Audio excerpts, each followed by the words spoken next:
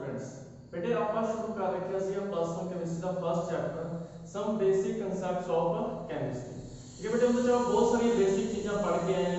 ਠੀਕ ਹੈ ਅੱਜ ਦਾ ਜਿਹੜਾ ਆਪਣਾ ਟੌਪਿਕ ਹੈ ਉਹ ਹੈ ਬੇਟੇ calculate the percentage composition of elements from formula.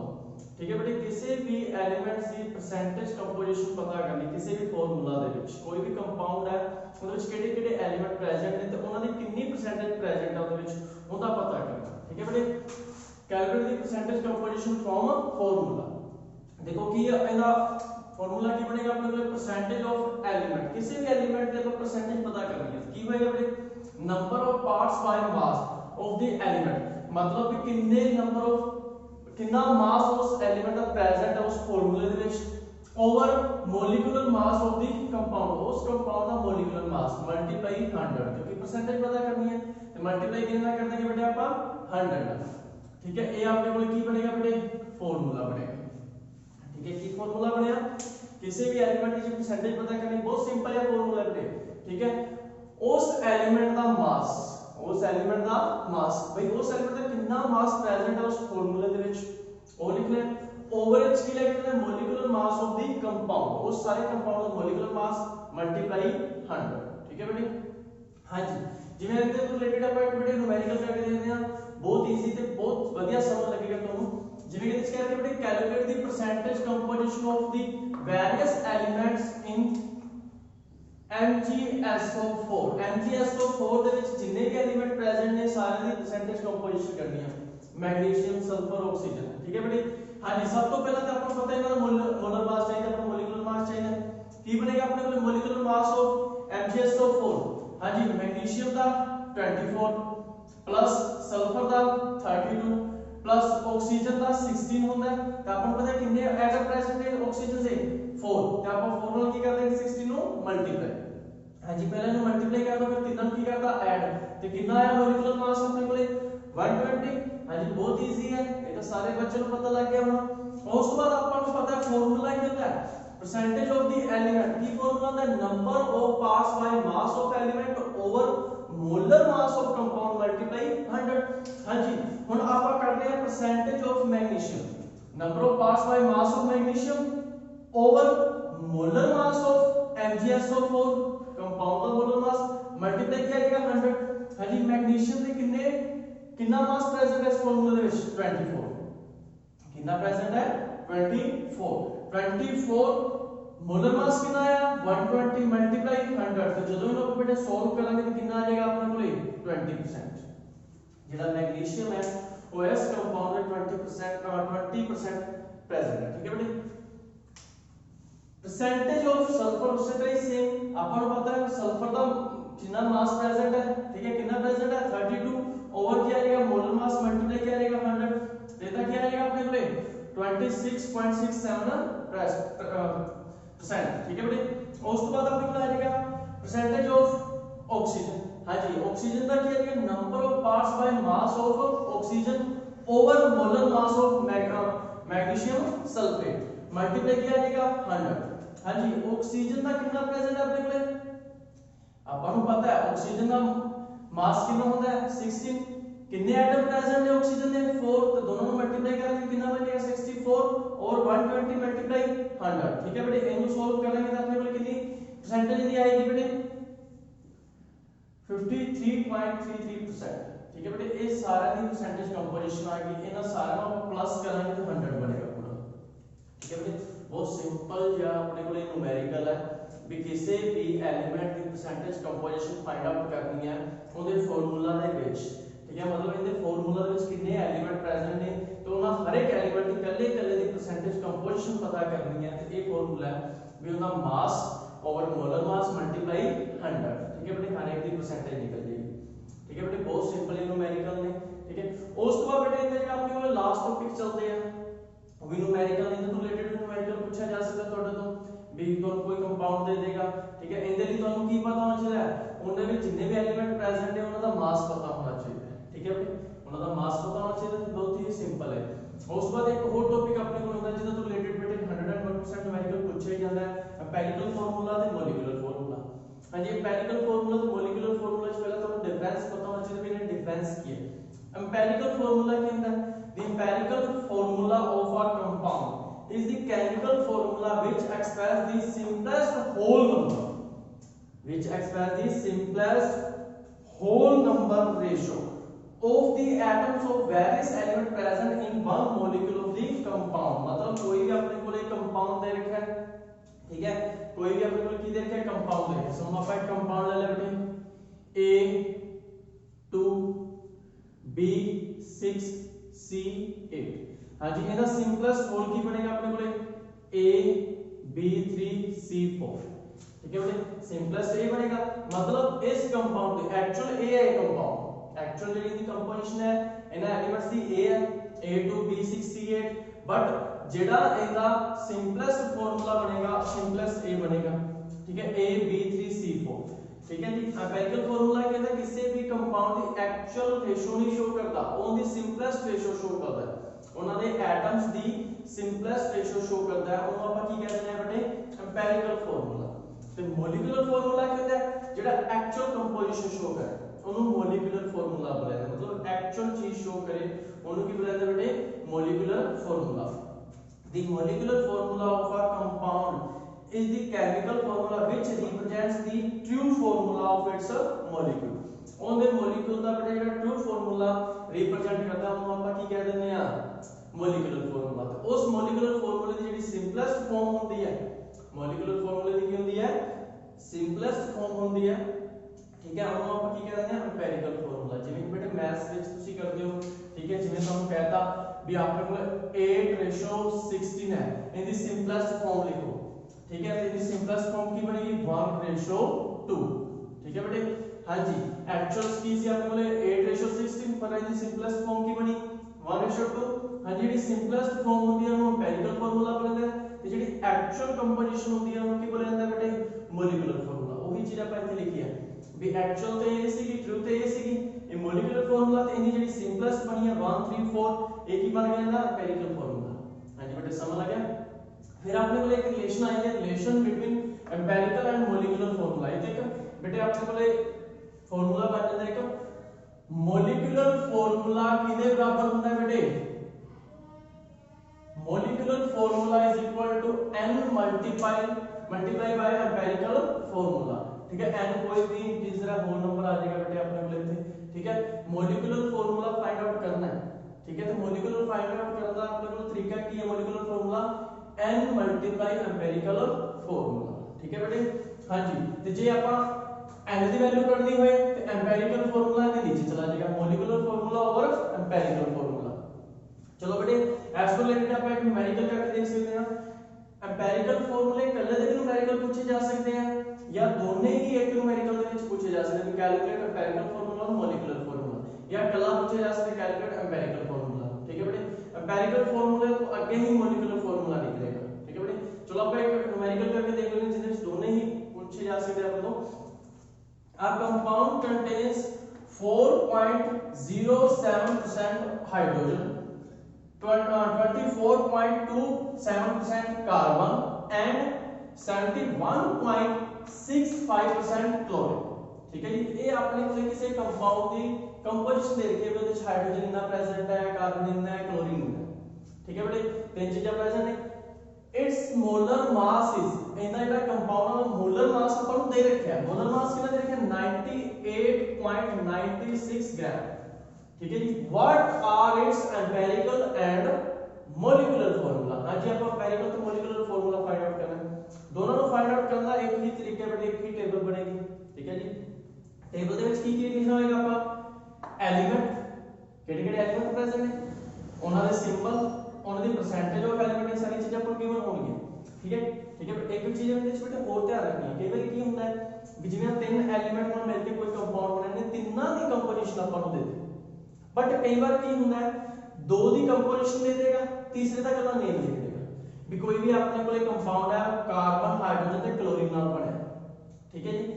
उन्हें कहता हाइड्रोजन दी इतनी कंपोजिशन है, क्लोरीन दी इतनी कंपोजिशन है, कार्बन दी कंपोजिशन एक परसेंटेज नहीं दसी भी कितनी है कार्बन दी प्रेजेंट, कितनी प्रेजेंट है उसमें, ठीक है। तो इत्थे कंफ्यूज नहीं होना, आपा की करना है ਇਹਨਾਂ ਦੋਨਾਂ ਦੀ ਜਿਹੜੀ ਪਰਸੈਂਟੇਜ ਕੰਪੋਜੀਸ਼ਨ ਦੇ ਰੱਖੀ ਹੁੰਦਾ ਐਡ ਕਰਕੇ ਪਲੱਸ ਕਰਕੇ ਸਮ ਕਰਕੇ 100 ਦੇ ਵਿੱਚੋਂ ਕੀ ਕਰ ਦੇਣਾ ਹੈ ਮਾਈਨਸ, ਤੇ ਤੀਸਰੇ ਦੀ ਆਪਣੇ ਕੋਲ ਫਾਈਂਡ ਆਊਟ ਹੋ ਜਾਏਗੀ।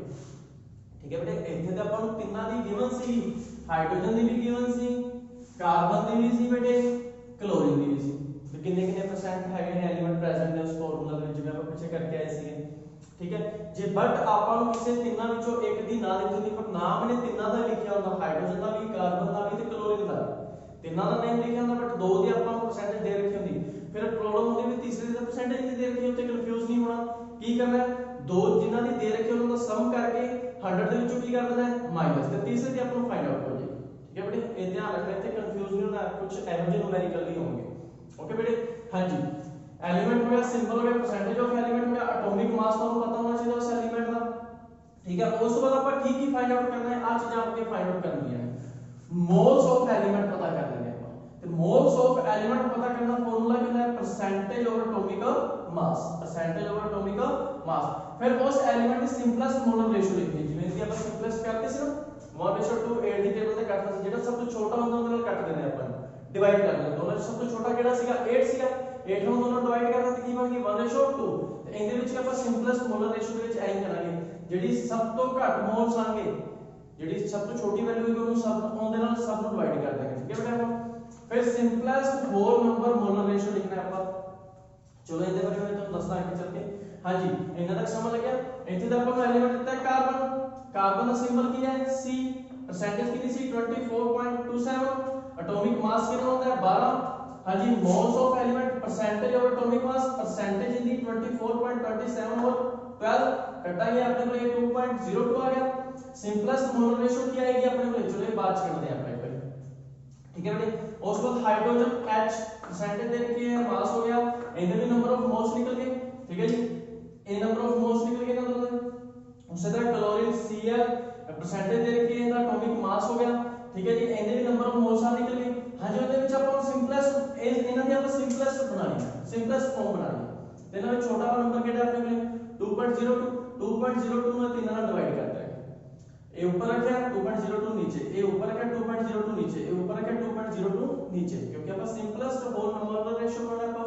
ਤਾਂ ਆਪਾਂ ਨੂੰ ਪਤਾ ਸਿੰਪਲੈਸਟ ਮੋਲਰ ਰੇਸ਼ੋ ਕਿਵੇਂ ਬਣਦਾ ਹੈ, ਜਿੰਨੇ ਵੀ ਵੈਲਿਊਜ਼ ਉਹਨਾਂ ਜਿਹੜੀ ਸਭ ਤੋਂ ਛੋਟੀ ਵੈਲਿਊ ਉਹਦੇ ਨਾਲ ਕੀ ਕਰਦੇ ਨੇ ਆਪਾਂ ਡਿਵਾਈਡ। ਜਿਵੇਂ ਕਿ ਤਿੰਨ ਵੈਲਿਊ ਸੀਗੀਆਂ, ਸਭ ਤੋਂ ਛੋਟੀ ਵੈਲਿਊ 2 ਸੀ, 2 ਨਾਲ ਇਹਦਾ ਸਾਰਾ ਕੀ ਕਰਤਾ ਸੀ ਆਪਾਂ ਡਿਵਾਈਡ ਕਰਤਾ ਸੀ, ਤੇ ਸਿੰਪਲੈਸਟ ਰੇਸ਼ੋ ਬਣ ਗਿਆ ਸੀ ਨਾ। ਉਸੇ ਤਰ੍ਹਾਂ ਤਿੰਨ ਵੈਲਿਊਜ਼ ਆਈਆਂ ਆਪਣੇ ਕੋਲੇ। ਠੀਕ ਹੈ ਬੇਟੇ, ਤਿੰਨਾਂ ਵਿੱਚ ਸਭ ਤੋਂ ਛੋਟੀ ਵੈਲਿਊ ਕਿਹੜੀ ਹੈ, ਆ ਦੋਨੇ ਸਭ ਤੋਂ ਛੋਟੀ ਨੇ। ਠੀਕ ਹੈ, ਇਹਨਾਂ ਵਿੱਚੋਂ ਇੱਕ ਵੈਲਿਊ ਲੈ ਕੇ ਤਿੰਨਾਂ ਨਾਲ ਕੀ ਕਰ ਦਾਂਗੇ ਉਹਨੂੰ ਆਪਾਂ ਡਿਵਾਈਡ ਕਰ ਦਾਂਗੇ। ਹਾਂਜੀ, ਆਪਣੇ ਕੋਲੇ ਸਿੰਪਲੈਸਟ ਰੇਸ਼ੋ ਬਣ ਗਿਆ ਮੋਲਰ ਰੇਸ਼ੋ।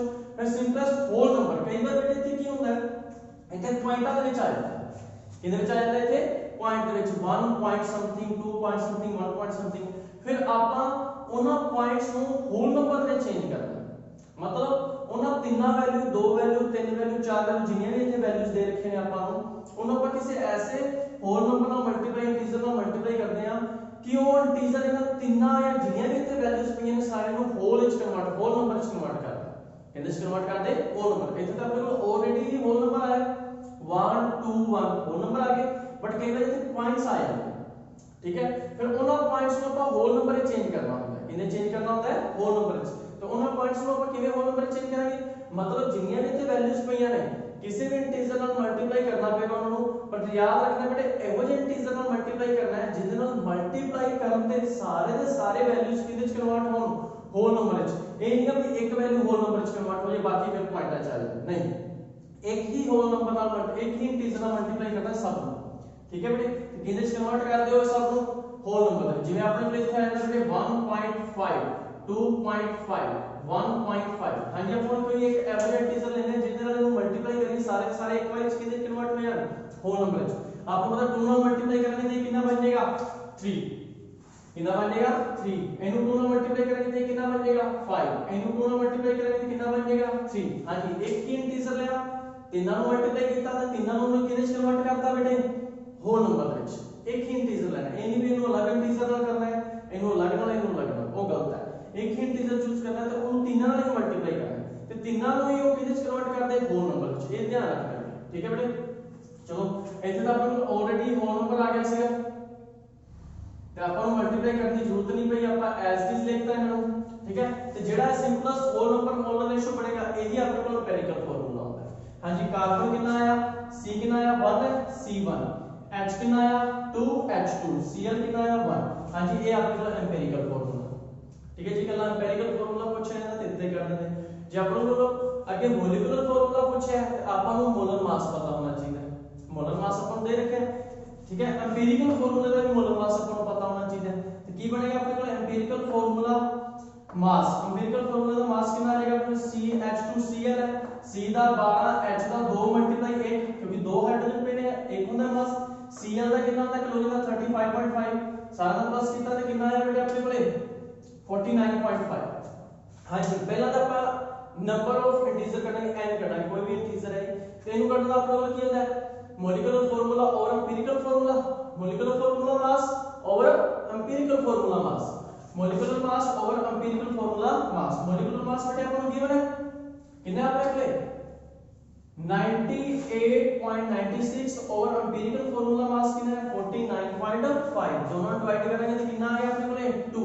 हां जी, उस बाद अपन ये molecular formula करना है तो अपन को पता है n multiply empirical formula, molecular formula करना है n multiply empirical formula. n आप फाइंड आउट कर चुके हैं 2, एम्पिरिकल फार्मूला की है CH2Cl। हां जी, इनको अपन जो मल्टीप्लाई करेंगे C2H4Cl2 बन गया, ये आ गया फिर मॉलिक्यूलर फार्मूला। हां जी बेटे, समझ लगी, एम्पिरिकल फार्मूले तक पता लग गया होना सर। उस तो बाद अपन ये मॉलिक्यूलर फार्मूला करना है n की वैल्यू पता होनी चाहिए। तो n की वैल्यू किਵੇਂ निकलती है molecular mass over empirical formula mass.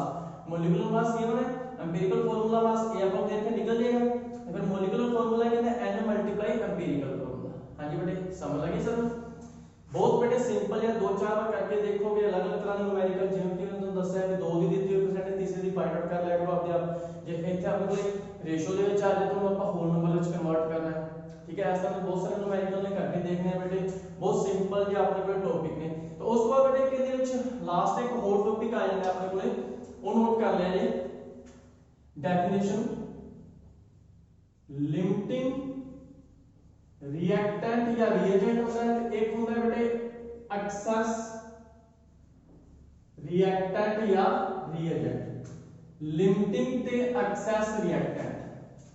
Limiting की होता है जिंदी अमाउंट, रिएक्टेंट का पता है जेड़ा केमिकल रिएक्शन ਦੇ ਵਿੱਚ रिएक्ट करते हैं, ठीक है। दोनों रिएक्टेंट की गल कर रहे हैं, एक लिमिटिंग है, एक जेड़ा एक्सेस। लिमिटिंग ਦਾ ਕੀ ਹੋਏਗਾ जिंदी अमाउंट घट होती है रिएक्टेंट ਦੇ ਵਿੱਚ, ਜਿਵੇਂ ਦੋ ਰਿਐਕਟੈਂਟ ਆਪਾਂ ਰਿਐਕਟ ਕਰਵਾ ਰਹੇ ਜਿੰਨੀ ਅਮਾਉਂਟ ਘੱਟ ਹੈ ਉਹ ਲਿਮਿਟਿੰਗ, ਜਿੰਨੀ ਅਮਾਉਂਟ ਵੱਧ ਹੈ ਉਹ ਕੀ ਹੈ ਐਕਸੈਸ। ਜਿਵੇਂ ਕਿ ਤੁਹਾਡੇ ਕੋਲ ਕੁਐਸਚਨ ਪੁੱਛਿਆ ਹੈ ਵੀ ਆਪਾਂ 4 kg, ਠੀਕ ਹੈ ਬੇਟੇ, 4 kg ਕਾਰਬਨ ਨੂੰ ਬਰਨ ਕਰ ਰਹੇ ਹਾਂ 에ਅਰ ਦੇ ਵਿੱਚ, ਠੀਕ ਹੈ। 4 kg ਕਾਰਬਨ ਬਰਨ ਇਨ 에ਅਰ। ਹਾਂਜੀ, ਆਪਾਂ 4 ਕਿਲੋ ਕਾਰਬਨ ਨੂੰ ਬਰਨ ਕੀਤਾ 에ਅਰ ਦੇ ਵਿੱਚ। ਤੁਹਾਡੇ ਕੋਲ ਪੁੱਛ ਲਿਆ ਵੀ ਇਹਦੇ ਵਿੱਚ ਲਿਮਿਟਿੰਗ ਰਿਐਕਟੈਂਟ ਕਿਹੜਾ ਹੈ ਤੇ ਐਕਸੈਸ ਕਿਹੜਾ ਹੈ। ਲਿਮਿਟਿੰਗ ਜਿਹਦੀ ਅਮਾਉਂਟ ਘੱਟ, ਦੋਨੇ ਹੀ ਰਿਐਕਟੈਂਟ ਆਪਾਂ ਨੂੰ ਪਤਾ ਕਾਰਬਨ 에ਅਰ ਦੇ ਵਿੱਚ ਬਰਨ ਕਰੇਗਾ ਆਕਸੀਜਨ ਦੇ ਵਿੱਚ, ਤੇ ਆਪਾਂ ਨੂੰ ਪਤਾ 에ਅਰ ਵਿੱਚ ਆਕਸੀਜਨ ਅਨਲਿਮਿਟਿਡ ਪਈ ਹੈ।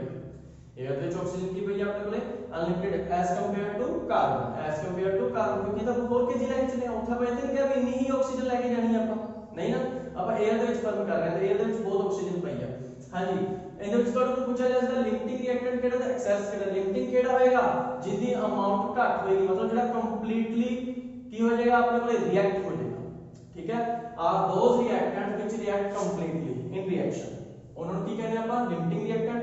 ਤੇ ਐਕਸੈਸ ਕਿਹੜੇ ਹੁੰਦੇ ਨੇ ਆਰ ਦੋਜ਼ ਰਿਐਕਟੈਂਟ ਵਿਚ ਥੋੜੇ ਕੁਝ ਰਿਮਾਈਂਡਰ ਬਚ ਜਾਣਾ, ਠੀਕ ਹੈ, ਠੀਕ ਹੈ। और ਉਹਨਾਂ ਨੂੰ ਆਪਾਂ ਕੀ ਕਹਿੰਦੇ ਨੇ ਐਕਸੈਸ ਰਿਐਕਟੈਂਟ ਕਹਿੰਦੇ ਨੇ, ਜਿਨ੍ਹਾਂ ਦੀ ਅਮਾਉਂਟ ਥੋੜੀ ਬਹੁਤ ਰਿਮੇਨਿੰਗ ਰਹਿ ਜਾਏ, ਪਿੱਛੇ ਰਹਿ ਜਾਏ, ਉਹਨਾਂ ਨੂੰ ਕੀ ਕਹਿੰਦੇ ਨੇ ਆਪਾਂ ਐਕਸੈਸ ਰਿਐਕਟੈਂਟ। ਜਿਵੇਂ ਕਿ ਆਪਾਂ 4 kg ਕਾਰਬਨ ਨੂੰ ਬਰਨ ਕੀਤਾ 에ਅਰ ਦੇ ਵਿੱਚ, ਤੁਹਾਨੂੰ ਪੁੱਛ ਲਿਆ ਮੈਨੇ ਲਿਮਿਟਿੰਗ ਕਿਹੜਾ ਤੇ ਐਕਸੈਸ ਕਿਹੜਾ। ਲਿਮਿਟਿੰਗ ਕਿਹੜਾ ਹੋਏਗਾ ਕਾਰਬਨ, ਕਿਉਂਕਿ ਆਪਾਂ ਨੂੰ ਪਤਾ 4 kg ਇਹਦੇ ਜਲ ਜਾਣਾ ਸਾਰਾ, ਤੇ ਇਹਦਾ ਪੂਰਾ ਕੰਪਲੀਟਲੀ ਹੋ ਗਿਆ, ਕੰਪਲੀਟ ਕਰ ਗਿਆ। ਬਟ 에ਅਰ ਕੀ ਹੋਏਗੀ, ਇਹਦੇ ਵਿੱਚ ਆਕਸੀਜਨ ਬਹੁਤ ਪਈ ਹੈ ਤੇ ਇਹ ਆਪਣੇ ਕੋਲ ਬਚ ਜਾਏਗਾ, ਠੀਕ ਹੈ ਬੇਟੇ।